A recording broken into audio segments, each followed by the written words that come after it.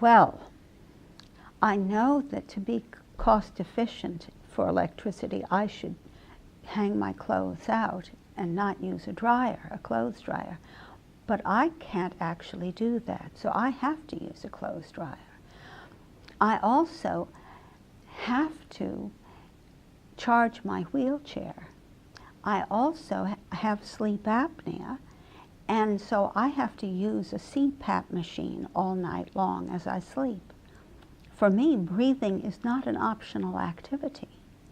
I need to breathe all night long, and for that I have to use a CPAP machine.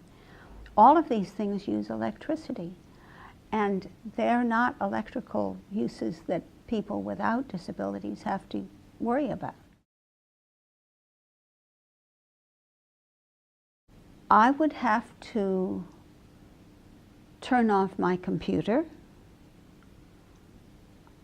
and not use my computer. I would have to turn off my lights and not use my lights.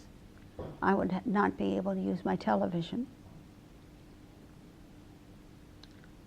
I would have to go to bed early to avoid using my heat. But then, you see, I'll be using my CPAP machine, so I'd still be using electricity. I can't avoid using electricity. I'm as careful as I can be with electricity, and yet my electricity still costs 10% of my income. Not at all is how it would work for me. Not at all. I have to have the lights on in my house during the day. It's very dark. I can't see to do anything during the day in my house unless I have the lights on. My mind is boggling at the idea of this, that this is supposed to help anybody with a disability. Not. It will not.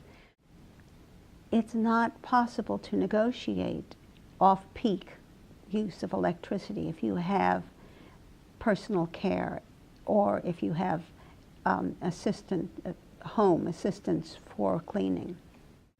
I'm not in the position where I have a lot of flexibility in my life about anything, and electricity is included. I don't have a lot of flexibility about how I use electricity. I just don't.